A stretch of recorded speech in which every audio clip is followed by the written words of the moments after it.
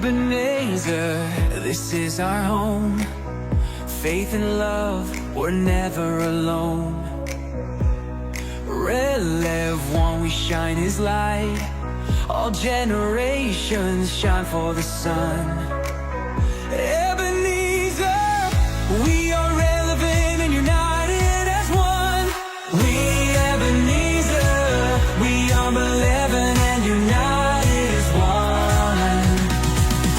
Ebenezer, this is our home. Faith and love, we're never alone, we're alone. Relevant one, we shine his light. All generations shine for the sun. Ebenezer, we are relevant and united as one. We are Ebenezer. We are relevant and united as one. We are Ebenezer. We are relevant as one. Relevant as one. Ebenezer. We are relevant and united as one. Oh no. Selamat pagi Bapak Ibu yang dikasihi Tuhan. Shalom. Shalom.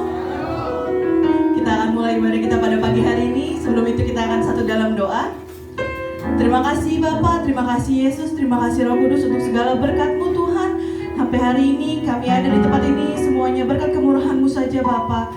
Tuhan, saat ini kami mau beribadah kepadamu, kami mau bersorak untuk-Mu, kami mau mendengarkan firman-Mu. Tuhan bertata di atas ibadah kami, Tuhan sertai ibadah kami dari awal hingga pertengahan hingga akhirnya. Terima kasih Bapak, kami menyerahkan ibadah ini ke dalam tangan-Mu, biar hanya Engkau yang disenangkan atas ibadah kami. Haleluya, amin. Cuma dikasih Tuhan boleh bangkit berdiri bersama. Kita mau angkat satu pujian ini, ingat kasih-Nya.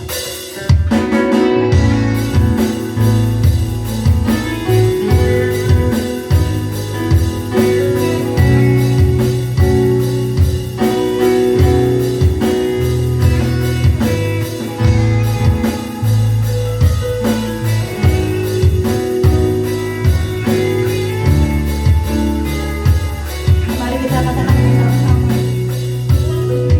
Besar kasih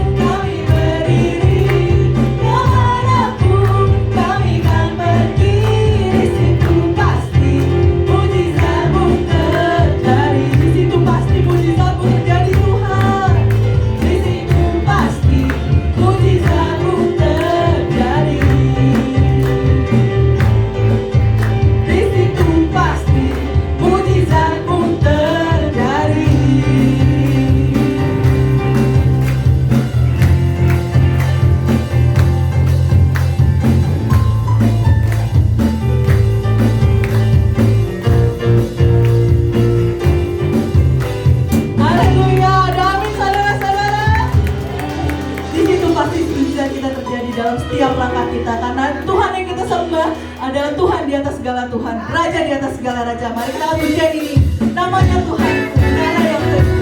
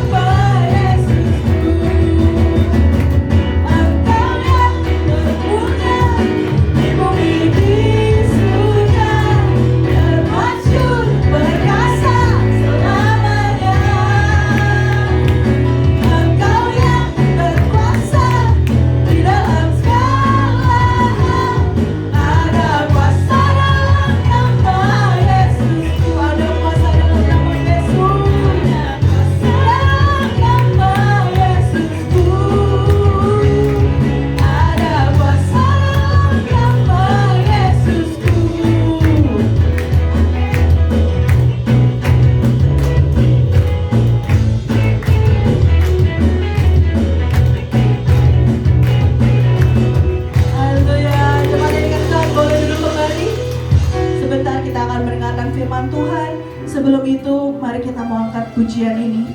Sungguh indah pengorbananmu Tuhan, sungguh besar pengorbananmu atas kita semua Bapa.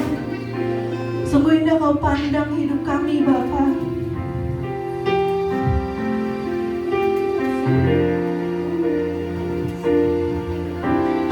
Kemanakah aku dapat pergi? Menjauhi rohmu yang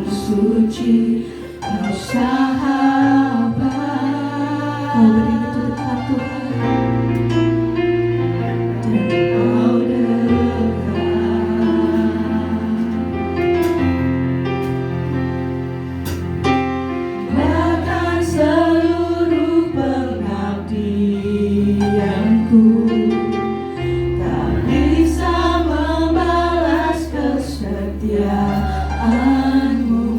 Sungguh mulia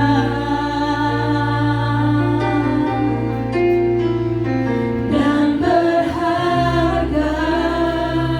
Sungguh besar pengorbananmu Tuhan. Sungguh besar pengorbananmu bagiku, terlalu dalam untuk dimengerti.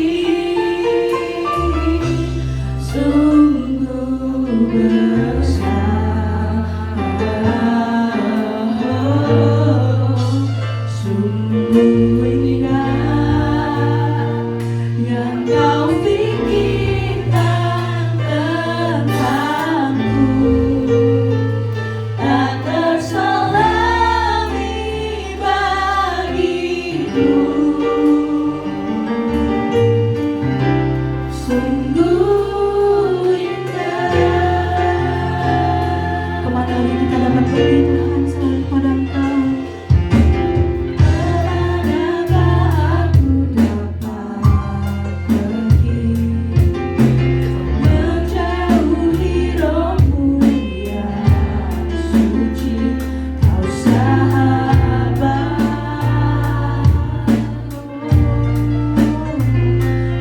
Kau dekat.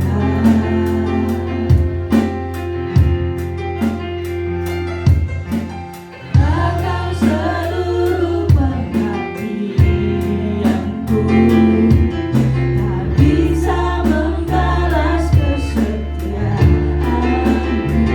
Sungguh mulia dan berharga. Sungguh besar pengorbananmu bagiku, terlalu dalam untuk dimengerti. Sungguh besar, sungguh indah yang kau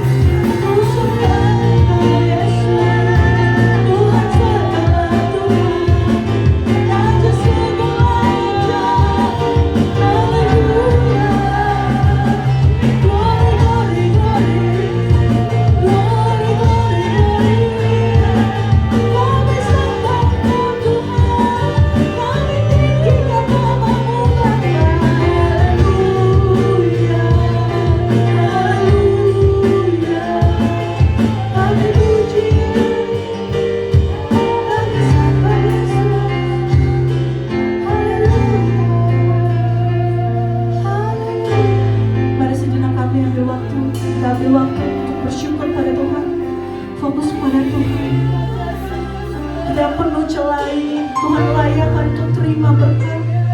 Tuhan layak untuk terima pengorbanannya yang kekal bagi hidup kita. Siapa kita? Makhluk penuh celah, penuh dosa, tapi Tuhan datang ke dunia untuk menebus kita semua. Kasih-Nya yang sungguh luar biasa. Kita begitu indah di matanya. Tuhan pandang kita begitu sempurna.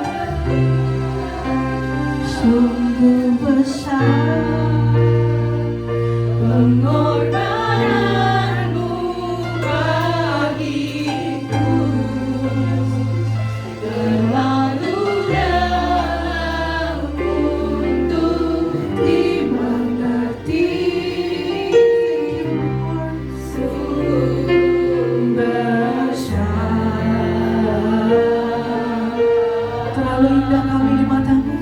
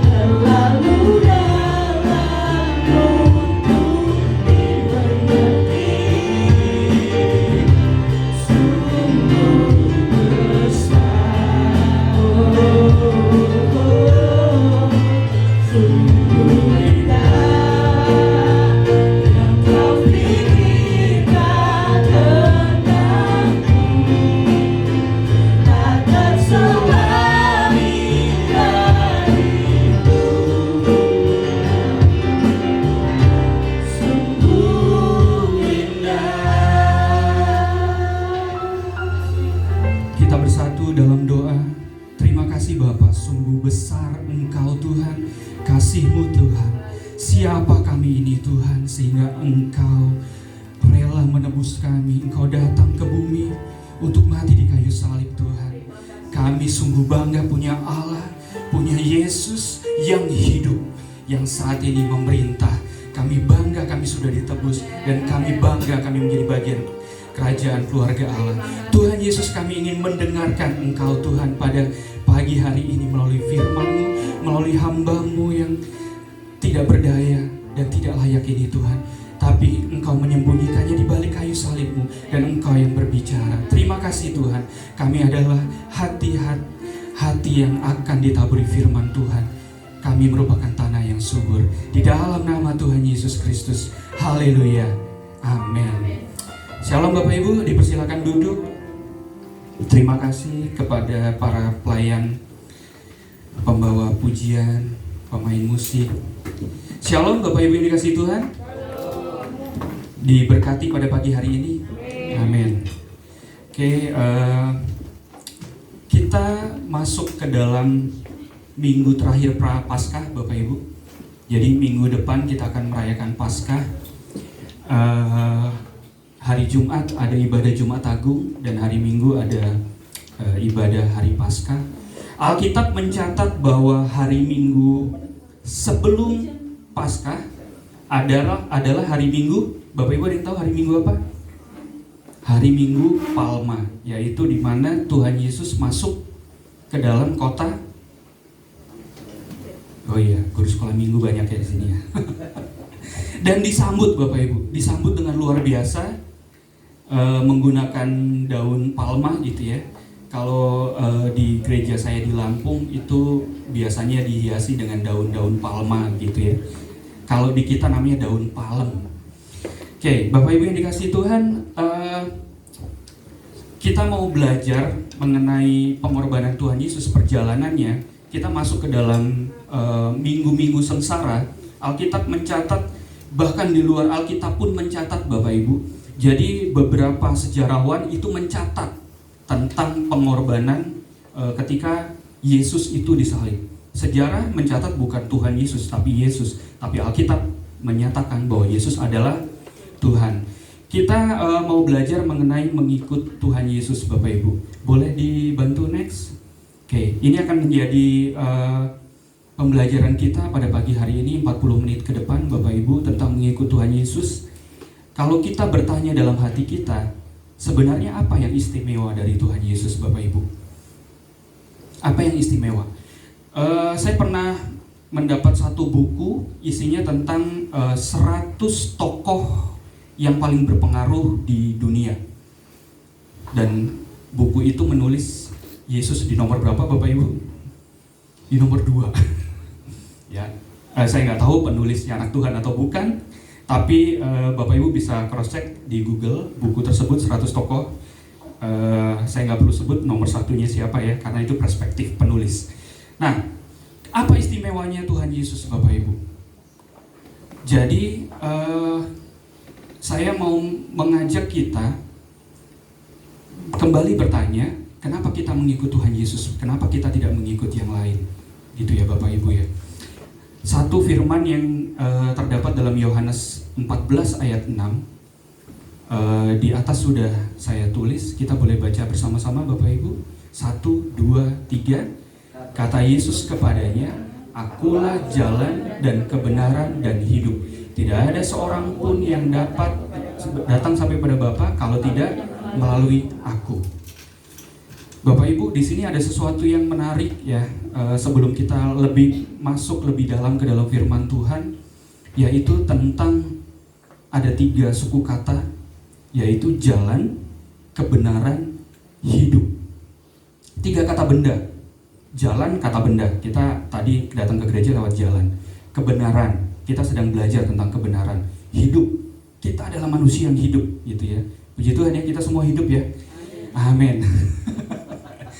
Bapak Ibu, dalam dunia Bapak Ibu sekarang tahu ya, kita sedang masuk ke era AI atau Artificial Intelligence gitu ya. Dunia komputer itu sudah dilatih berpikir seperti manusia. Dan salah satu logika yang kita ajarkan ke komputer itu adalah logika dan, atau dalam bahasa Inggris disebut and. Kalau Bapak Ibu lihat, Bapak Ibu Saudara lihat, ada 2 kata dan. Akulah jalan dan kebenaran dan hidup. Dan itu adalah logika yang paling strict atau paling ketat peraturannya, yaitu dia hanya bernilai 1 jika semua komponen bernilai 1. Artinya Bapak Ibu, pernyataan Tuhan Yesus itu pernyataan yang final atau komplit. Jalan dan kebenaran dan hidup. Jadi jalannya harus bernilai 1, kebenarannya bernilai 1, hidupnya bernilai 1. Kita tahu komputer itu hanya kenal 2 angka, 1 dan 0. 1 itu benar, 0 itu salah. True and false, gitu ya Bapak Ibu. Saya dan Pendeta Wesley dan Pak Agur pergi ke warung kopi. Kalau salah satunya tidak ada, maka pernyataan itu menjadi salah atau benar Bapak Ibu? Salah. Harus ada saya, harus ada Pendeta Wesley, harus ada Pak Agur, gitu ya. Itu adalah logika dan. Itu kenapa komputer itu sekarang bisa berpikir seperti manusia, karena kita tanamkan logika neural kita Bapak Ibu. Jadi Alkitab mencatat, Tuhan Yesus menyatakan, gitu ya. Nanti kita akan lihat lebih dalam kenapa Tuhan Yesus mengatakan ini. Jadi Tuhan Yesus adalah jalan, Tuhan Yesus adalah kebenaran, dan Tuhan Yesus adalah hidup. Itu alasan kenapa Bapak Ibu, buat pribadi saya, kenapa saya harus mengikut Yesus. Karena final, Tiga hal ini adalah yang dicari oleh manusia. Pencarian manusia terhadap hidupnya itu mencari tiga hal ini. Kita mencari jalan, kita mencari kebenaran, dan kita adalah makhluk yang tidak mau mati. Makanya kita harus mendapatkan hidup, gitu ya. Dan tiga-tiganya ini kita hanya dapat dari 100 tokoh paling berpengaruh di dunia, hanya kita dapat dalam Yesus. Kenapa Bapak Ibu? Karena tokoh yang lain, 99 yang lain, itu ada di dalam kuburan. Dan kita tahu, sejarah mencatat, orang-orang Farisi mencatat, kuburan Yesus kosong. Itu alasan kenapa kita mau ikut Yesus. Karena Yesus itu hidup. Alangkah malangnya orang Kristen. Orang Kristen itu adalah mayoritas penduduk di bumi, Bapak Ibu. 8 miliar penduduk di bumi, mayoritas adalah orang Kristen. Alangkah malangnya kalau ternyata Tuhan Yesus yang kita sembah ada di kuburan. Salah satu ya yang menguatkan saya untuk tetap mengikuti Yesus adalah Tuhan Yesus itu ada di surga, tidak ada di kuburan, Bapak Ibu. Bapak Ibu, bercerita sedikit gitu ya. Saya dibesarkan di suatu kampung yang sangat dalam, sangat pedalaman gitu ya. Beberapa Bapak Ibu sudah berkunjung ke tempat saya dan wah, luar biasa perjuangannya. Selama saya sekolah, Bapak Ibu, tidak ada dari SD sampai SMP. SMA saya baru keluar gitu ya, ke agak kota gitulah. Sehingga SMA saya tidak di lingkungan kampung lagi. SD sampai SMA saya tidak mempunyai guru Kristen. Jadi kalau SMA waktu pelajaran agama tertentu gitu ya, saya boleh keluar gitu ya. Saya boleh keluar ke kantin. SD dan SMA tidak. SD dan SMP tidak. Saya ikut. Jadi menghafal ayat ya, saya ikut menghafal ayat Bapak Ibu. Mempelajari jadi ya 6 plus 3 gitu ya. Ya kalau SD mungkin anak-anak nggak terlalu ini, SMP sudah mulai berpikir logik gitu ya.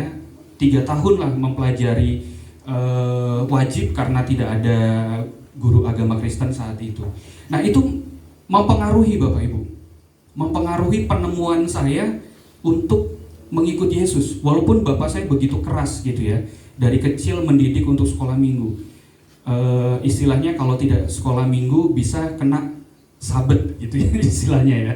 Nah Pak Gembala juga kemarin kan cerita gitu ya, masa kecilnya luar biasa menjadi seorang anak pendeta. Nah sama saya juga begitu ya, dididik dengan luar biasa dalam kekristenan, tapi berpengaruh dalam pencarian akan Tuhan. Benar nggak sih apa yang kita ikutin ini itu membawa kita mempelajari Alkitab? Benar nggak Tuhan Yesus yang kita imani ini? Oke, boleh next, dibantu next. Oke, kita akan mulai bedah satu persatu Bapak Ibu tentang Tuhan Yesus adalah. Oh sudah ada. Oke, terima kasih. Oke, Tuhan Yesus adalah jalan, the way, gitu ya. Tuhan Yesus adalah jalan. Nah, saya akan bawa masuk kita ke dalam historical kenapa kita jatuh dalam dosa ya Bapak Ibu. Kita semua sudah tahu ceritanya ya. Bapak Gembala juga kemarin cerita siapa yang salah, Adam atau Hawa gitu ya. Dan sudah di state ya Bapak Ibu ya, tidak perlu diprotes lagi kaum ibu-ibu. Yang salah adalah kaum bapak, karena kaum ibu tidak pernah salah gitu ya, udah di state ya. Tapi saya mau membawa sesuatu yang menarik. Kita mau belajar kenapa Tuhan Yesus harus mati di kayu salib Bapak Ibu.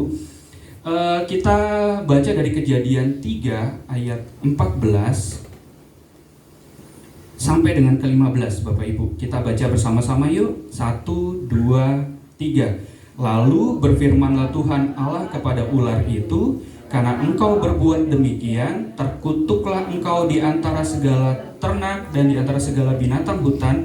Dengan perut mula engkau akan menjalar, dan debu-debu tanahlah akan kau makan seumur hidupmu.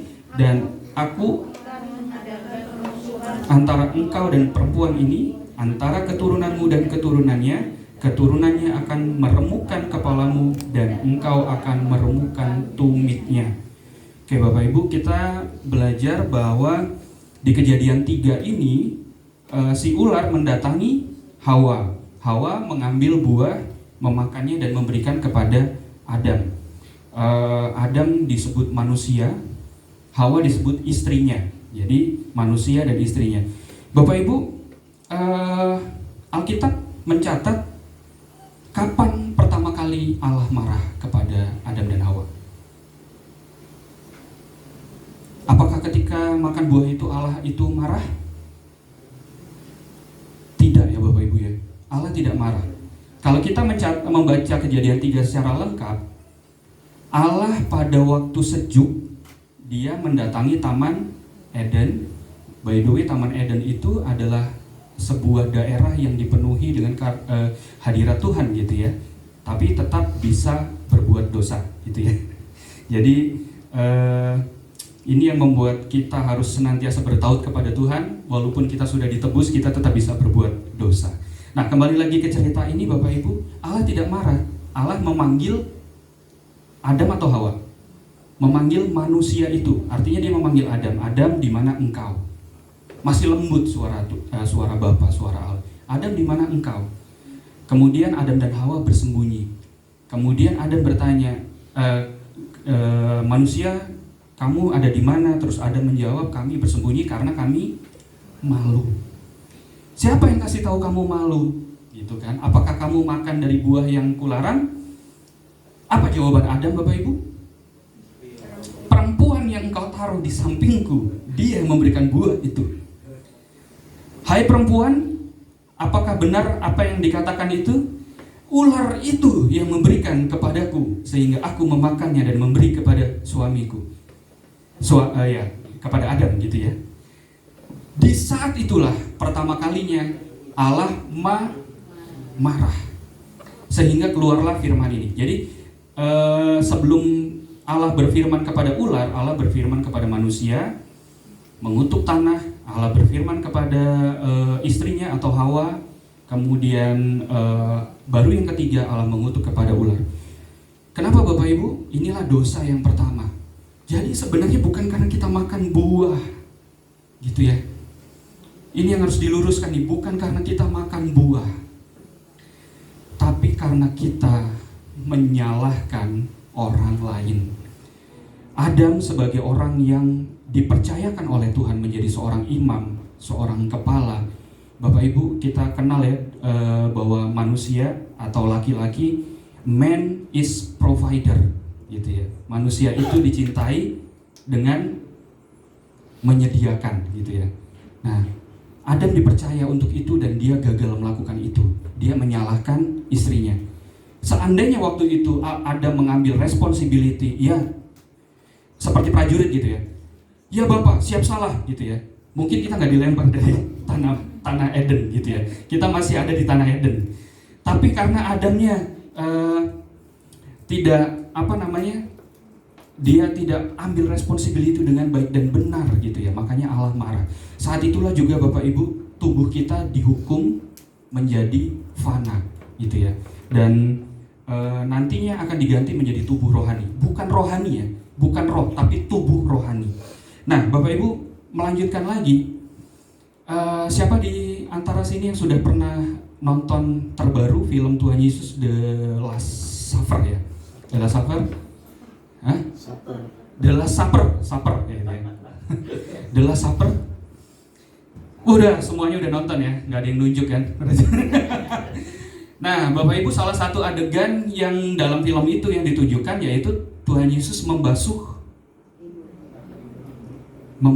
kaki muridnya. Oke, Bapak Ibu, ini menjadi perikop yang akan kita baca secara penuh, gitu ya. Nanti saya dimarahi Bapak Gembala kalau kita tidak baca secara penuh. Kita mau baca Yohanes 13 ayat 1 sampai 17, cukup panjang Bapak Ibu.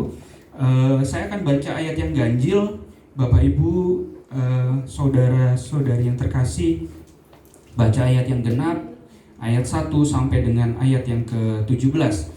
Lembaga Alkitab Indonesia terjemahan baru memberi judul Yesus membasuh kaki murid-muridnya. Sementara itu sebelum hari raya Paskah mulai, Yesus telah tahu bahwa saatnya sudah tiba untuk beralih dari dunia ini kepada Bapa, sama seperti Ia senantiasa mengasihi murid-muridnya, demikianlah sekarang Ia mengasihi mereka sampai kepada kesudahannya. Mereka sedang makan bersama, dan iblis telah membisikkan rencana Yudas Iskariot anak Simon yang mengkhianati dia. Yesus tahu bahwa Bapanya telah menyerahkan segala sesuatu kepadanya dan bahwa Ia datang dari Allah dan kembali kepada Allah. Lalu bangunlah Yesus dan menghadapkan kepadanya. Ia mengambil sehelai kain dan mengikatkannya pada pinggang. Kemudian Ia menuangkan air ke dalam sebuah basi dan mulai membasuh kaki murid-muridnya, lalu menyekanya dengan kain yang terikat pada pinggangnya itu. Maka sampailah ia kepada Simon Petrus, kata Petrus, Tuhan, engkau hendak membasuh kakiku. Jawab Yesus kepadanya, apa yang kuperbuat engkau tidak tahu sekarang, tetapi engkau akan mengertinya kelak. Kata Petrus kepadanya, engkau tidak akan membasuh kakiku sampai selama-lamanya. Jawab Yesus, jikalau aku tidak membasuh engkau tidak mendapat bagian dalamku. Kata Simon Petrus kepadanya, Tuhan, janganlah hanya kakiku saja, tetapi juga tangan dan kepalaku. Kata Yesus kepadanya, dan siapa telah mati, ia tidak usah membasuh diri lagi selain membasuh kaki, karena ia sudah bersih seluruhnya. Juga kamu sudah bersih, hanya tidak semua. Sebab ia tahu siapa yang akan menyerahkan dia, karena itu ia berkata, tidak semua kamu bersih. Sesudah ia membasuh kaki mereka, ia mengenakan pakaiannya dan kembali ke tempatnya. Lalu ia berkata kepada, mengertikah kamu apa yang telah kuperbuat kepadamu? Kamu menyebut aku guru dan Tuhan, dan katamu itu tepat, sebab memang akulah guru dan Tuhan. Jadi jikalau aku mengaku sepertimu, aku yang adalah Tuhan dan gurumu, maka kamu pun wajib membasuh kakimu. Sebab aku telah memberikan suatu teladan kepada kamu, supaya kamu juga berbuat sama seperti yang telah kuperbuat kepadamu. Aku berkata kepadamu, sesungguhnya seorang hamba tidak lebih tinggi daripada tuannya, ataupun seorang utusan daripada dia yang mengutusnya. Jikalau kamu tahu semua ini, maka berbahagialah kamu jika kamu melakukannya. Amin. Bapak Ibu yang dikasihi Tuhan, saudara-saudara yang dikasihi Tuhan, kita menjadi orang yang berbahagia karena kita sudah mengikut Yesus dan kita setia kepada Tuhan Yesus. Kita kembali kepada Tuhan Yesus sebagai jalan, Bapak Ibu. Nah, di perikop yang kita baca ini terdapat setelah di antara Minggu Palma dan Tuhan Yesus ditangkap, gitu ya. Jadi sebelum perjamuan terakhir yang dilakukan Tuhan Yesus adalah membersihkan kaki murid-muridnya, Bapak Ibu. Apa sih hubungannya ini dengan cerita tentang manusia jatuh dalam dosa, Bapak Ibu? Kalau Bapak Ibu lihat, Tuhan Yesus sedang memberikan contoh, betul ya? Seorang guru, seorang Tuhan mau membasuh kaki murid-muridnya. Bapak Ibu, saat itu seperti kita lihat juga di film ya, di film-film Tuhan Yesus dan yang terbaru The Last Supper, gitu ya.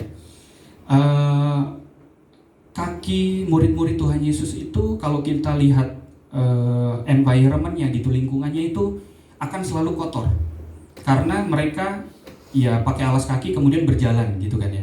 Berjalan, kebetulan mobil motor belum ditemukan pada masa itu gitu ya. Kita saat ini masuk ibadah bersih ya, kita tidak perlu mempraktekkan membasuh kaki ya saat ini Bapak Ibu. Waktu itu kotor gitu ya, dan yang harus dibersihkan dari kaki itu apa Bapak Ibu? Yang harus dicuci, yaitu debu, dan debu yang ada di kaki. Kita tahu bahwa ketika Tuhan mengutuk si ular, apa yang akan menjadi makanan ular? Adalah debu. Kemana manusia setelah mati? Menjadi debu. Makanan iblis adalah orang mati, gitu ya. Artinya orang yang tidak percaya kepada Tuhan Yesus. Ketika tidak, makanya iblis mempengaruhi supaya orang percaya tidak percaya supaya menemukan kematian. Itulah yang menjadi makanan bagi si iblis. Dan debu yang ada di Kejadian itulah debu yang dimaksud oleh Tuhan Yesus. Kamu tidak tahu saat ini, gitu ya. Ketika Petrus menyangkal itu, Tuhan Yesus bilang kamu tidak tahu, tapi nanti kamu akan tahu. Oke, Petrus itu love language-nya itu act of service gitu ya. Dia itu selalu nomor satu lah, ketua kelas lah gitu ya, si Petrus ini. Oke Tuhan, aku mau seluruh tubuhku dibasuh oleh Engkau. Tapi Tuhan Yesus berkata apa? Bagi yang sudah mandi, sudah bersih. Ketika kita menerima Tuhan Yesus, ketika kita menerima tubuh dan darah Tuhan Yesus, kita sudah bersih, kita sudah mandi. Tetapi Bapak Ibu, ketika kita masih ada di bumi, kita masih terpapar oleh debu. Dan Tuhan Yesus memberikan teladan supaya kita membasuh satu sama lain. Jadi Bapak Ibu, kita diminta untuk saling mengingatkan kepada saudara-saudari seiman kita, gitu ya. Pak Agur ketika lihat Pak Meus salah, ya Pak Agur akan tegur gitu ya. Itu adalah sebuah action membasuh kakinya Dik Meus gitu, jangan Pak Meus lah ya, Dik Meus gitu. Kan Kakang Prabu, Adinda gitu ya. Nah, Tuhan Yesus sudah mencontohkan bahwa Tuhan yang adalah Tuhan dan Guru. Ini juga menjadi sebuah statement ketika banyak dunia mempertanyakan kapan Tuhan Yesus menyatakan dia sebagai Tuhan. Di Alkitab kasih ayatnya, ini ayatnya, bahwa Tuhan menyatakan dia sebagai Tuhan dan Guru, dan dia memberikan contoh membasuh kaki. Kita anak-anaknya pun harus melakukan hal yang sama, kita mengikuti teladan. Kenapa kita mengikuti teladan? Karena Tuhan Yesus adalah jalan, gitu ya. Inilah sebuah kata-kata yang menurut saya luar biasa Bapak Ibu. Tuhan Yesus itu pencinta keindahan ya Bapak Ibu ya. Alkitab itu ditulis, by the way Alkitab bukan turun dari surga jatuh gitu, plek gitu ya, nibanin kepala orang, enggak. Alkitab itu ditulis dan ditulis dengan bahasa yang indah. Tuhan Yesus suka sekali menggunakan metafora.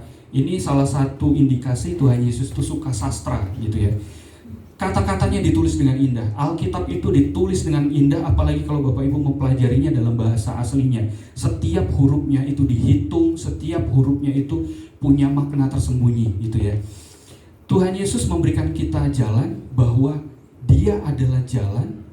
Dan Bapak Ibu, tadi yang awalnya adalah kata benda, objek menjadi sebuah subjek. Jadi Tuhan Yesus adalah jalan, di mana jalan itu yang dari kata benda menjadi kata subjek. Oke Bapak Ibu, kita berangkat ke bagian yang kedua. Bagian pertama, Tuhan Yesus adalah jalan. Oh ya, udah bisa diantar sendiri ya. Oke, kebenaran. Bapak Ibu yang dikasihi Tuhan, kebenaran itu bisa jadi satu perikop yang bisa menjadi beberapa seri untuk dikhotbahkan Bapak Ibu ya. Itu boleh menjadi bagiannya Pak Gembala saja gitu ya, karena panjang kali lebar. Kebenaran itu cukup panjang, dan dari konsep dari perjanjian lama menjadi New Covenant di perjanjian baru itu berubah. Sebenarnya tidak berubah ya, tapi diperlengkapi dengan luar biasa kata kebenaran itu. Jadi ini menjadi satu sesi yang panjang. Tapi saya mau tekankan di sini Bapak Ibu, kenapa Tuhan Yesus harus kita ikuti? Selain Dia adalah jalan, kita akan baca dari Yohanes 8 ayat 31 sampai 32. Sudah saya taruh di depan ya Bapak Ibu. Kita baca bersama-sama. 1, 2, 3. Maka katanya kepada orang-orang Yahudi yang percaya kepadanya, jikalau kamu tetap dalam firman-Mu, kamu benar-benar adalah murid-Ku, dan kamu akan mengetahui kebenaran, dan kebenaran itu akan memerdekakan kamu. Bapak Ibu yang dikasihi Tuhan, Tuhan Yesus adalah kebenaran, dan ketika kita menerima Tuhan Yesus, maka pada saat itu juga kita dimerdekakan. Ini merupakan suatu pernyataan yang dalam dan filosofis Bapak Ibu. Saat itu bangsa Israel hidup di bawah hukum Taurat. Dan hukum Taurat itu sangat berat sekali. Kita bisa belajar dari Paulus gitu ya. Paulus itu menulis dalam Filipi 3 ayat 7-9 Bapak Ibu. Saya akan bacakan di ayat yang ke-9. dan berada dalam Dia bukan dengan kebenaranku sendiri karena menaati hukum Taurat, melainkan dengan kebenaran karena kepercayaan kepada Kristus. Dan Paulus dengan luar biasa menulis, apa yang sudah aku pelajari itu menjadi apa Bapak Ibu? Paulus tulis, Paulus itu orang yang berpendidikan tinggi. Dia diasuh dalam guru Taurat yang sangat besar, namanya adalah Gamaliel. Nanti Bapak Ibu bisa cek ya di Alkitab dan di kitab sejarah siapa itu Gamaliel. Gamaliel adalah guru besarnya Paulus, dan Paulus sangat mengerti sekali hukum Taurat. Dan ketika dia mengenal Yesus, berjumpa dengan Yesus, dia katakan semua itu seperti sampah. Ya. Saya tidak tahu, Alkitab tidak menggunakan bahasa yang lain gitu ya, tapi dia menuliskan kata itu. Ya. Jadi apa yang aku anggap dahulu adalah keuntungan karena dia sangat pintar, dia berpendidikan tinggi, dan dia juga sangat tega. Dia melakukan banyak pembunuhan Bapak Ibu, mengepalai banyak sekali pembunuhan. Dan ketika dia berjumpa dengan Tuhan Yesus, apa yang kita lihat dari Paulus Bapak Ibu? Apakah dia pernah tercatat membunuh lagi setelah dia kenal Tuhan Yesus? Tidak. Jadi kebenaran itu adalah Tuhan Yesus itu sendiri. Ketika Paulus menemukan kebenaran, bahwa kebenaran itu kata benda berubah menjadi kata subjek, dan si Paulus menerimanya, maka hidupnya berubah dari yang sebelumnya seorang pembunuh tidak pernah membunuh lagi. Bapak Ibu, itu yang menjadi satu ciri khas kekristenan. Kenapa saya mengikut Tuhan Yesus secara pribadi? Karena saya lihat dalam Alkitab tidak pernah tercatat Tuhan Yesus melakukan pembunuhan. Bapak Ibu bisa temukan dalam Alkitab tokoh lain banyak melakukan pembunuhan di dalam sejarah Bapak Ibu. Bahkan kitabnya mencatat tentang pembunuhan, dan dia disembah banyak orang. Tapi saya tidak mau menyembah orang yang membunuh.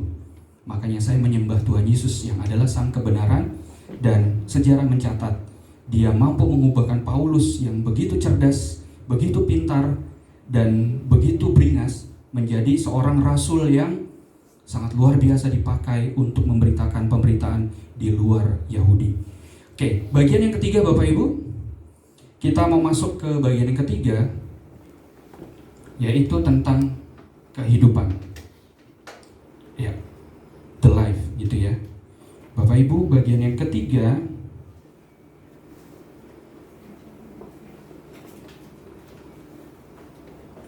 di dalam Yohanes 10 ayat 10, pencuri datang hanya untuk mencuri dan membunuh dan membinasakan. Aku datang supaya mereka mempunyai hidup dan mempunyai dalam segala kelimpahan. Kemudian saya lanjutkan ya, dalam Yohanes 5 ayat 26 sampai 27. Sebab sama seperti Bapa mempunyai hidup dalam dirinya sendiri, demikian juga diberikannya anaknya mempunyai hidup dalam dirinya sendiri. Dan ia telah memberikan kuasa kepadanya untuk menghakimi karena ia adalah anak manusia. Bapak Ibu, yang boleh menghakimi manusia hanya manusia. Dan kita tahu siapa yang telah menjadi anak manusia adalah Tuhan Yesus. Dan kalau kita lihat Yohanes 10 ayat 10, kita bisa melihat putih dan hitam gitu ya, dualisme. Manusia ini paling sederhana, hanya mampu sering menggunakan dualisme. Kalau nggak jahat ya baik gitu ya, hitam dan putih. Kita bisa bagi menjadi benar atau tidak benar, bahwa hanya ada satu kebenaran, yaitu Tuhan Yesus. Di luar Tuhan Yesus tidak ada kebenaran, no kompromi Bapak Ibu. Bagaimana kalau orang yang berbuat baik menjadi sangat tidak adil dong Allah gitu ya? Kenapa orang yang dia tidak percaya Kristus, dia berbuat baik tetap dihukum? Tidak ada perbuatan baik yang sempurna Bapak Ibu. Kita lihat tadi di bagian pertama, kita sudah terpisah, fisik kita sudah fana, kita tidak bisa lagi terhubung ke Tuhan. Satu-satunya yang mampu bisa menghubungkan kita ke Tuhan adalah penebusan anak darah domba, yaitu Tuhan Yesus. Jadi di luar Yesus hanya satu kata, mati. hanya ada kehidupan di dalam Tuhan Yesus. Makanya Tuhan Yesus bilang, di luar aku adalah pencuri. Pencuri cuma ingin mengambil dan membinasakan, Bapak Ibu. Di luar Tuhan Yesus hanya membinasakan, membunuh. Dan di dalam Yesus baru ada kehidupan. Maka kehidupan yang kata benda tadi menjadi hidup karena kata benda ini adalah Tuhan Yesus sendiri. Jadi Yesus adalah itu sendiri, Bapak Ibu. Dan Bapak Ibu, satu yang menjadi inti dari pembelajaran kita pada hari ini, Bapak Ibu, sebelum nanti Jumat kita masuk ke dalam perenungan Jumat Agung dan kita menangkan dalam Minggu Paskah, Bapak Ibu, siapa yang sanggup memberikan kehidupan? Kira-kira orang yang ada di dalam kubur atau orang yang di sorga? Tuhan yang di sorga. Yang pasti jawabannya adalah Tuhan yang di sorga. Makanya ketika saya mengalami pencarian, Bapak Ibu, bahwa saya udah benar belum mengikut Tuhan Yesus, karena saya dididik istilahnya dalam dualisme gitu ya, dididik Kristen, kemudian di sekolah saya belajar yang lain. Saya Bapak Ibu bisa tanyakan ke anak-anak Bapak Ibu yang usia SMP, SMA, mereka sedang melakukan pencarian gitu ya. Makanya harus dibimbing dengan benar-benar dibimbing dengan ketat, dengan luar biasa gitu ya, supaya dia tidak terlepas. Karena pada dasarnya walaupun kita bawa dia ke gereja, kita ajarkan tentang kekristenan, mereka sedang melakukan pencarian jati dirinya sendiri tanpa mereka cerita secara eksplisit ke kita, Bapak Ibu. Itu yang saya alami ketika saya usia SMP. Saya melakukan pencarian apakah benar yang saya ikutin ini adalah Tuhan yang benar. Dan saya menggali dari berbagai perspektif, Bapak Ibu, tidak hanya Alkitab. Saya baca buku-buku yang lain gitu ya, dan saya menemukan bahwa hanya Tuhan Yesus jalan kebenaran dan hidup. Karena dia tidak ada di dalam kubur, dia ada di sorga, Bapak Ibu. Dan oleh karena itu, Bapak Ibu, di lagu yang cukup lama, ada satu lagu yang saya sangat suka, sekarang sudah diaransemen dengan bagus gitu ya oleh berbagai musisi. Sebab dia hidup, maka ada hari esok, Bapak Ibu. Satu-satunya pengharapan yang membuat kita beriman teguh dalam Tuhan Yesus adalah karena dia hidup. Dan 100 tokoh dunia yang tercatat mempengaruhi dunia dalam sejarahnya, hanya satu yang saat ini hidup di sorga, yaitu Tuhan Yesus. Maka dengan bangga saya declare bahwa saya pengikut Tuhan Yesus. Itulah mengapa Bapak Ibu kita mengikut Tuhan Yesus dan kita mengimaninya, kita beribadah saat ini, dan kita akan merayakannya dalam sebentar lagi dalam Paskah, Jumat Agung dan Paskah, karena kita punya hari esok sebab ia hidup. Amin, Bapak Ibu. Saya belum dikasih peringatan ya, berarti belum selesai ya. Masih boleh 40 menit lagi.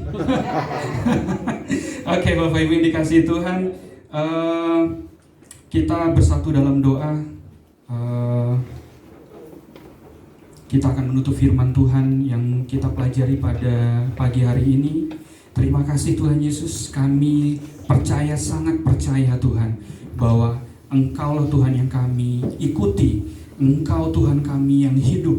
Engkau ada di surga saat ini memerintah kami, dan bersama dengan Roh Kudus Engkau ada di tengah-tengah kami Tuhan, membuat hati kami hidup, membuat jiwa kami menyala-nyala melayani Engkau Tuhan, membuat kami tidak takut menghadapi hari esok ya Tuhan, karena Engkau hidup. Engkaulah jalan, Engkaulah kebenaran, dan Engkaulah hidup. Terima kasih Tuhan bahwa kami boleh menjadi anak-anak-Mu, dan Engkau menjadi Tuhan dan Raja bagi kami. Terima kasih sudah melayakan kami Tuhan, yang bukan siapa-siapa ini, menjadi kami yang luar biasa di dalam Tuhan, menjadi orang-orang yang sangat-sangat luar biasa menjalankan tugas-tugas yang daripada Tuhan, karena Tuhan memberikan kekuatan kepada kami. Tuhan menyertai kami dengan setiap talenta, dan Engkau senantiasa bersama-sama kami dengan Roh Kudus. Terima kasih Tuhan, di dalam nama Tuhan Yesus kami berdoa dan mengucap syukur. Haleluya, amin. Saya kembalikan lagi. Puji Tuhan. Bapak Ibu diberkati oleh Tuhan hari ini. Yang diberkati Tuhan boleh lambaikan tangannya. Tuhan Yesus memberkati kita semua. Terima kasih buat Pak Mius untuk firman Tuhannya, mengingatkan kembali kepada kita semua bahwa Yesus telah hidup, Dia menebus dosa kita semua, dan Dia adalah jalan kebenaran dan kehidupan. Dan kita yang percaya, bersyukurlah kita punya penebus yang hidup. Amin. Puji Tuhan. Sekali lagi terima kasih buat Pak Mius untuk firman Tuhannya.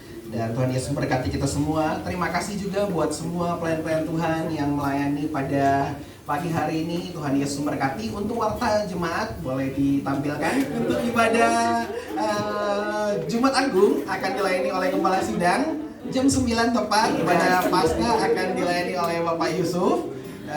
Mari Bapak Ibu kami undang untuk boleh bergabung beribadah di tempat ini. Tuhan Yesus memberkati kita semua. Satu lagi pengumuman untuk doa yang biasanya kita lakukan hari Sabtu akan dilakukan pada hari Kamis malam. Jam 6:30 malam kita akan berdoa di tempat ini, sekaligus akan dilaksanakan untuk persiapan ibadah Jumat Agung dan Paskah. Jadi hari Kamis jam 6:30 malam kita akan beribadah di tempat ini, dan hari Sabtunya Sport Ministry tetap kita akan lakukan di tempat ini. Lapangannya nanti Pak Gaino akan ingatkan kembali kita antara di champion atau di juara, tapi yang pasti champion kayaknya Pak. Ya oke, udah tepat di situ katanya, nggak berubah kita tempatnya. Jadi hari Sabtu Bapak Ibu yang mau bergabung, mari kita olahraga biar kita badannya sehat dan kuat.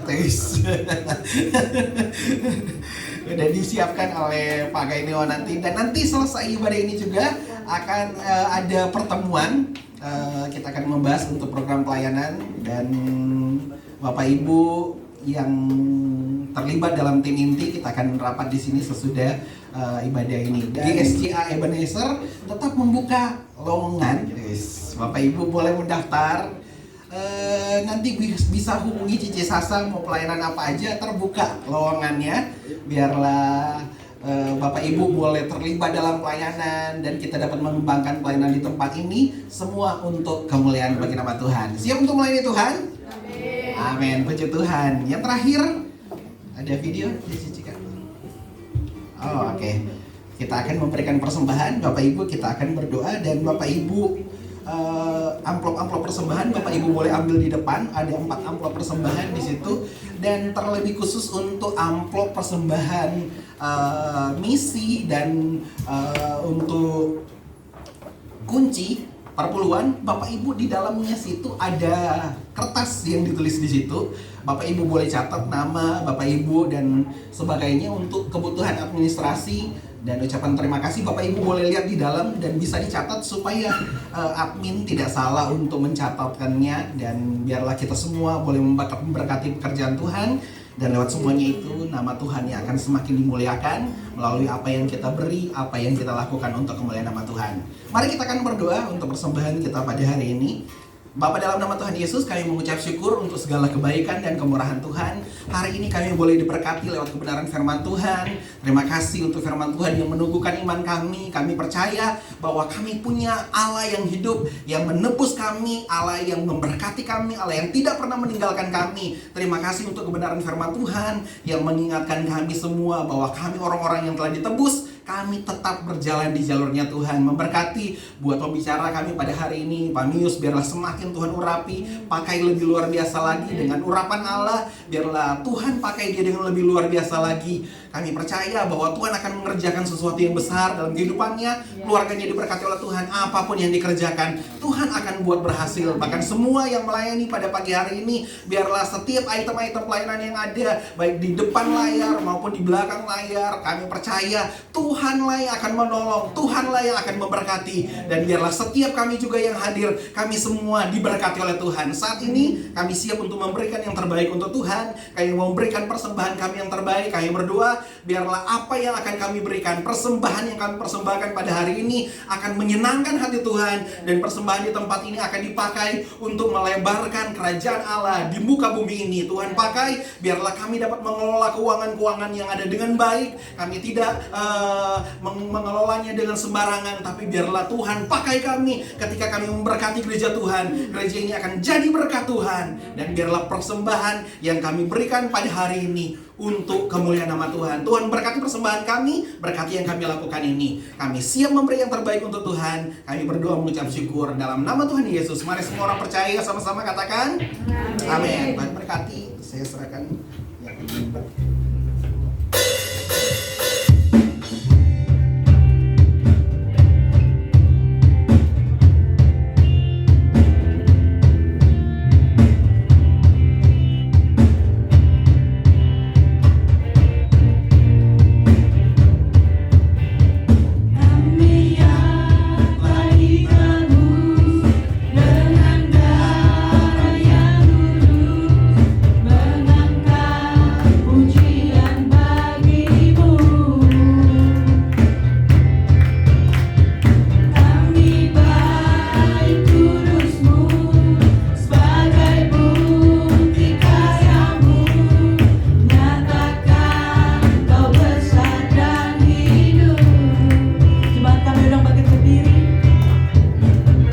Berlari sampai tujuan.